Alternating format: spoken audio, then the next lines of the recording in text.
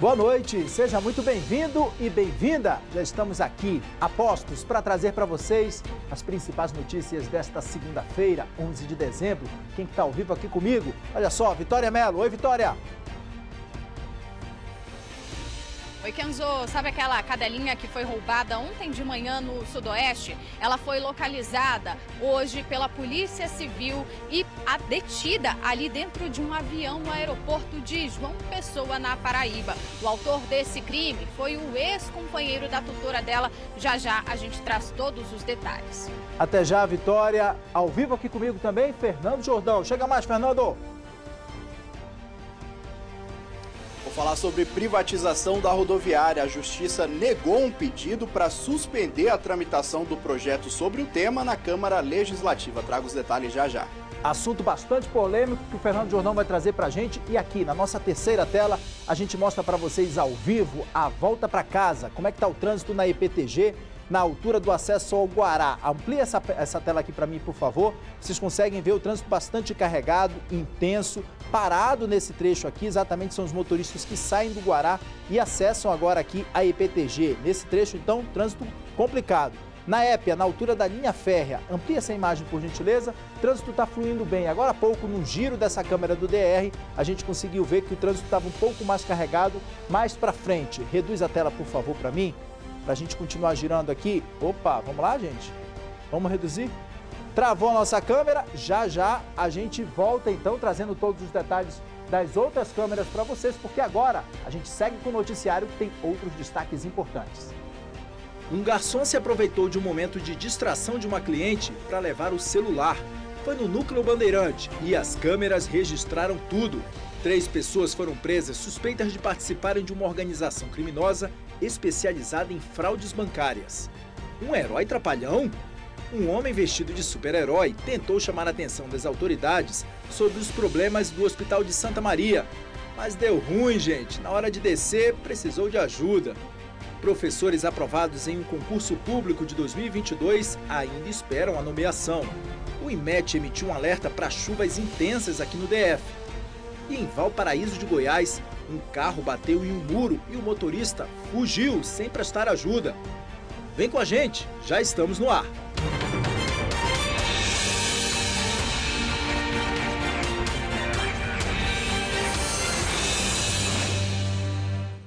Sete horas 35 minutos. A gente começa essa edição falando para vocês, para que vocês imaginem só essa situação. Você está num restaurante ali, deixa seu celular em cima da mesa, de bobeira, começa a conversar com os amigos, e aí o garçom se aproveita desse momento seu de distração e leva o seu aparelho. Foi o que aconteceu num restaurante lá no Núcleo Bandeirante, mas as câmeras registraram tudo. A imagem mostra o restaurante cheio e os clientes em pé conversando.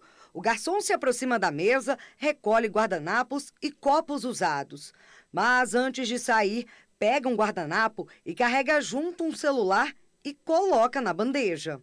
Alguns segundos depois, a dona percebe que o aparelho sumiu e começa a procurar dentro da bolsa. Imediatamente foi contactado com meu filho para que ele fosse verificar as imagens do circuito interno. Identificou que realmente houve o furto do celular. Então, foi chamado o colaborador para o RH e o mesmo confessou que teria feito o furto do celular. O garçom foi preso, pagou uma fiança de aproximadamente R$ 800 e foi liberado. Agora, ele vai responder pelo crime de furto. Segundo o dono do restaurante, o garçom estava há 15 dias trabalhando ainda no período de experiência. Foi comunicado à cliente que o celular foi encontrado, que a cliente ficou feliz com a solução do caso, né? Mas infelizmente aconteceu que o rapaz foi demitido por justa causa e entendemos que isso encerrou-se.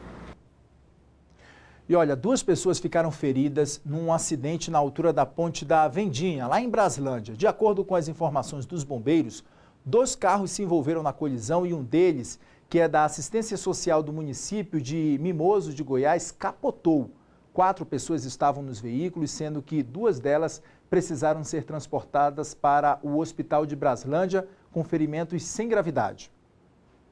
A Polícia Civil prendeu 3 pessoas suspeitas de participarem de uma organização criminosa especializada em fraudes bancárias. 10 mandados de busca e apreensão foram cumpridos aqui no DF e também em Goiás. Cartões, celulares, um relógio, computador e maquininha de cartão.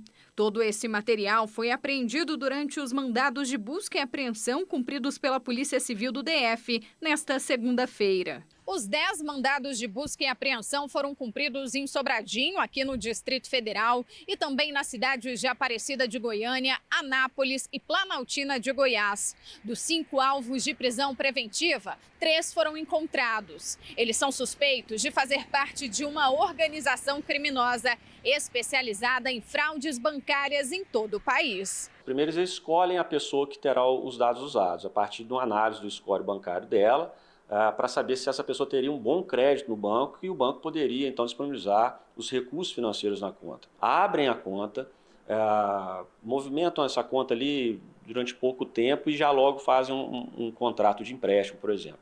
O delegado conta que a investigação começou há cerca de 1 ano, quando uma mulher foi presa em flagrante em um banco na Asa Sul.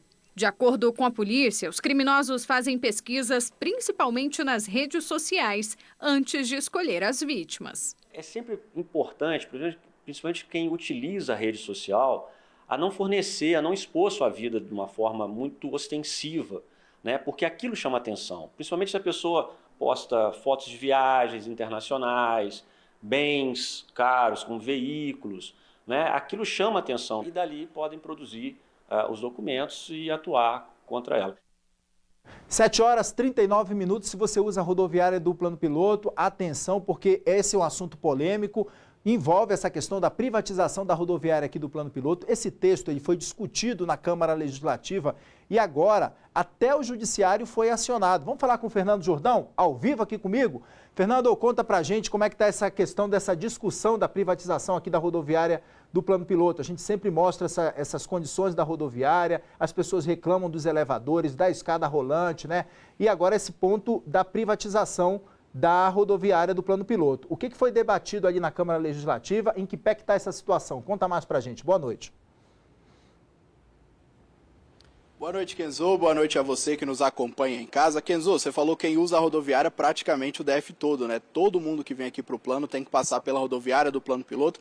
Então é um assunto bem importante. E discussão talvez seja a palavra certa, porque na semana passada esse texto sobre a privatização da rodoviária estava em debate lá na Câmara Legislativa e aí ocorreu uma grande discussão, uma grande briga. O projeto se estendeu por muito tempo. O deputado Fábio Félix, que era contrário ao projeto, acabou não votando, porque o presidente da comissão, da CCJ, o Robério Negreiros, que é o líder do governo ibanês na Câmara Legislativa, encerrou a sessão sem o voto de Fábio Félix. Aí o Fábio Félix do PSOL foi à Justiça e hoje a Justiça negou o pedido dele para suspender a tramitação desse projeto, ou seja, o projeto vai poder continuar caminhando lá na Câmara Legislativa. É um projeto que está lá desde 2019, mas estava aguardando uma decisão do Tribunal de Contas que só saiu neste ano. Nesse primeiro momento, ele foi analisado lá na CCJ, que é a Comissão de Constituição e Justiça, que analisa se um projeto é constitucional ou não. Agora ele teria que passar por outras 2 comissões antes de ser votado no plenário e seguir para a sanção do governador Ibanez Rocha. Mas pode ser que esse caminho seja encurtado e que a discussão dessas 2 sessões já aconteça no plenário, agora com essa decisão da Justiça. Reforçando aí que a rodoviária do Plano Piloto, como você falou, é um dos lugares que mais passam pessoas aqui pelo DF e tem condições bem precárias, por isso essa ideia da privatização que está sendo discutida. Volto com você. Valeu, Fernando. Obrigado pelas informações. E olha, os bombeiros precisaram fazer um resgate inusitado lá em Santa Maria, pessoal. Um homem se fantasiou de Homem-Aranha e aí ele subiu em uma árvore em frente ao hospital regional da cidade, ali de Santa Maria, para chamar a atenção das autoridades. Ele queria mostrar que a população sofre pela superlotação lá no hospital. O problema foi que na hora que ele foi tentar descer da árvore, ele não conseguiu. E aí foi preciso chamar ajuda, pessoal. Eles colocaram então uma escada para o super-herói descer. A causa foi nobre, sim, mas a forma de fazer o protesto é que não deu muito certo, não. E olha, o IMET emitiu um alerta para as chuvas intensas aqui no DF. De acordo com os meteorologistas, há possibilidade de chuva com ventos fortes de até 60 km por hora, com quedas de galhos de árvores, alagamentos e quedas de energia também. Nesse caso, a orientação é evitar se abrigar debaixo de árvores e também perto de torres de transmissão. Esse alerta ele vale até o meio-dia de amanhã. Um cavalo foi atropelado na quadra 6 do Gama hoje pela manhã. Segundo os moradores da região, o motorista do veículo não se feriu, mas o animal morreu no local. Ele foi retirado por equipes do Serviço de Limpeza Urbana por volta das 2 horas da tarde. No caso de animais mortos em vias públicas do DF, a coleta ela é feita pelo SLU mesmo e a população pode pedir o serviço pelo telefone 162. Professores aprovados em um concurso público de 2022 ainda esperam a nomeação da Secretaria de Educação e reclamam que os contratos temporários com o governo se estendem por longos períodos.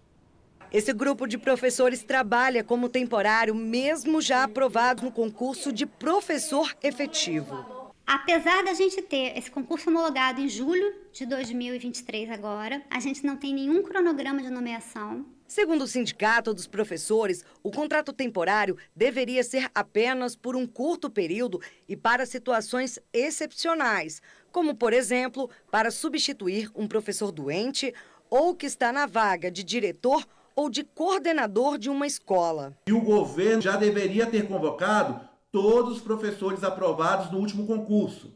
É inadmissível o anúncio da Secretaria de Educação para nomeação esse ano de apenas 756 professores, se tem previsão orçamentária para mais nomeações esse ano. A falta de contratação de efetivos traz reflexos no dia a dia da rotina escolar dos alunos. Existe uma lei distrital que obriga que as crianças sejam atendidas desde a educação infantil, do ensino fundamental até o ensino médio, por professores de educação física, para estimular toda a questão motora, Isso não vem acontecendo porque os professores temporários, eles não têm formação específica para trabalhar no projeto chamado Educação em Movimento, por exemplo. Segundo os professores, dificulta ainda mais a escala de trabalho. Não existe contrato temporário para substituir o contrato temporário, ou seja, se o contrato temporário adoece, não existe quem substitui o contrato temporário. Mais de 6.000 professores aprovados em concurso esperam nomeação no DF. Enquanto faltam 9.000 professores efetivos nas salas de aula, há mais de 16.500 temporários contratados pela Secretaria de Educação. Para reverter esse quadro, os aprovados protocolaram uma denúncia junto ao Ministério Público de Contas do DF, apontando possíveis irregularidades. 800 pessoas assinaram o documento. Olha, a Secretaria de Educação do DF informou que solicitou a nomeação de 776 vagas e que esse processo está em análise na Secretaria de Planejamento, Orçamento e Administração. E aí, a Secretaria de Educação informou ainda que há 22.297 professores efetivos na rede pública e que a previsão de contratação de professores temporários para o próximo ano depende do número de licenças e também de afastamentos. A polícia já descobriu onde foi parar aquela cachorrinha que foi sequestrada ontem no meio da rua lá no Sudoeste. A Vitória Mello está ao vivo aqui com a gente, direto da terceira DP, que conseguiu localizar a Cherry, onde ela estava. Vitória, conta mais pra gente. Boa noite. Ela foi localizada no aeroporto de João Pessoa, Kenzo. Boa noite a você, boa noite a todos. O autor desse crime, que aconteceu ontem de manhã no Sudoeste, foi o ex-companheiro da tutora da Cherry. Foi um crime planejado, viu, Kenzo? Mas quem vai dar todos os detalhes pra gente é o delegado Wellington Barros, delegado-chefe aqui da terceira DP do Cruzeiro. Doutor, boa noite. Como que vocês conseguiram chegar à autoria desse crime? Foi a dona da Cherry que já desconfiava desse ex-companheiro? Boa noite. Boa noite a todos. Pois é, nós achamos e chamou muita atenção aqui da Polícia Civil do Distrito Federal a ousadia desse caso, que duas pessoas, à luz do dia, abordam um tutor com um animal e mediante violência, levam o animal embora. Então, a partir desse momento, como não é comum esse tipo de crime aqui na nossa área, e até não é comum no Distrito Federal, nós entramos em contato com a vítima, pedimos para ela comparecer na delegacia, para nos informar mais detalhes da vida dela, como que era a vida dela, se tinha alguma questão relacionada a outras pessoas. Aí nós descobrimos que possivelmente o ex dela seria um suspeito. E como as imagens do vídeo, do roubo, eram muito distantes, né? Não dava para ter certeza. Então nós conseguimos imagens da localidade e essas imagens mais próximas descobrimos que era o ex dela, com base no reconhecimento que ela fez para nós. Então, a partir de então, as investigações se direcionaram para ele. Então, nós passamos a monitorar rodovias, aeroportos, né? E hoje, nós tivemos aí, com o apoio da Polícia Federal, conseguimos aí abordar as duas pessoas que participaram desse roubo, um é o ex dela, e localizar também o animal por meio da Polícia Federal lá no aeroporto de João Pessoa. Então, doutor, a gente teve a informação agora há pouco, Kenzo, que o doutor estava me passando. Eu conversei aqui na porta da delegacia também com a tutora da Sherry e eles já têm a informação que uma advogada que está lá em João Pessoa vai trazer a Sherry de volta. Então, a gente agradece aqui o trabalho da polícia e, felizmente, né, esse caso foi solucionado. Eu volto com você. Exatamente. Vitória, obrigado pelas informações. Agradeço o delegado também pela disponibilidade de nos trazer esses esclarecimentos. Vitória, até já. Obrigado. E olha, o governador Ibanez Rocha sancionou o aumento de auxílio para os atletas paralímpicos do DF. Agora, a bolsa para os atletas paralímpicos vai se equiparar, né, à bolsa dos atletas olímpicos. Para os atletas de categoria distrital, o valor da bolsa sobe de R$ 510 para R$ 932. Já para os da categoria nacional, a bolsa vai ser de R$ 2.800. Os valores devem ser pagos a partir do ano que vem. 7h50, mais um grupo de brasileiros chegou hoje ao Brasil. São os repatriados que conseguiram sair da faixa de Gaza e estavam no Egito à espera do avião que iria resgatá-los. A Paola Cuenca traz ao vivo as informações para a gente. Paola, pelo menos por enquanto, eles devem ficar aqui mesmo em Brasília, não é isso? Boa noite, bem-vinda. Boa noite, Kenzo. Boa noite a todos. Pelo menos de 2 a 3 dias, essas pessoas vão ficar aqui mesmo em Brasília, até para resolver tanto questões burocráticas, quando a gente fala de documentação dessas pessoas, algumas delas, por estarem em uma zona de guerra, não têm mais as documentações físicas ali com elas, e também questões de saúde. Essas pessoas precisam se vacinar para aquelas doenças que são comuns aqui no Brasil e que elas podem não ter recebido algum tipo de imunização, até vivendo, inclusive, ali na faixa de Gaza. Por isso, as pessoas ficam de 2 a 3 dias, mas na sequência elas vão sendo distribuídas, vamos colocar assim, mas elas vão ser direcionadas às casas tanto de amigos, familiares ou até mesmo para associações locais de acolhimento a essas pessoas, porque algumas delas podem não ter, inclusive, um local específico para ficar, a casa de um parente, a casa de algum amigo aqui no Brasil. O governo brasileiro tinha a expectativa de que nesse voo viriam 102 pessoas dentro desse grupo. Só que, no final das contas, a gente recebeu 48 pessoas. Isso porque houve um conflito ali no momento de sair, de fato, da faixa de Gaza, ali na fronteira de Rafah, e nesse conflito, 24 pessoas foram barradas, porque elas não receberam autorização do governo de Israel para deixar o espaço. Como essas pessoas estavam acompanhadas de familiares, para não haver a separação, outras 31 pessoas desistiram da viagem e por isso, então, só apenas 48 chegaram até aqui.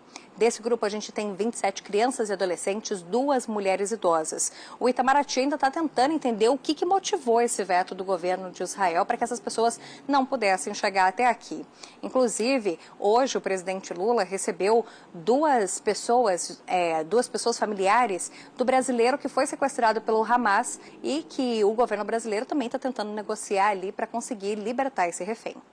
Obrigado, Paola, pelas informações. E olha, em Valparaíso de Goiás, um carro bateu em um muro e o motorista fugiu sem prestar ajuda. Dá uma olhada na arrancada dele aí.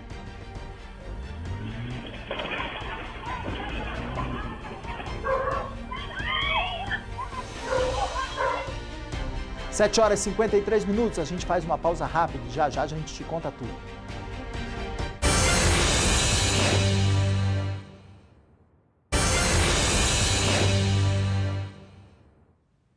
Sete horas e 55 minutos, olha, em Valparaíso de Goiás, um carro bateu em um muro e o motorista fugiu sem prestar ajuda. Dá uma olhada nas imagens.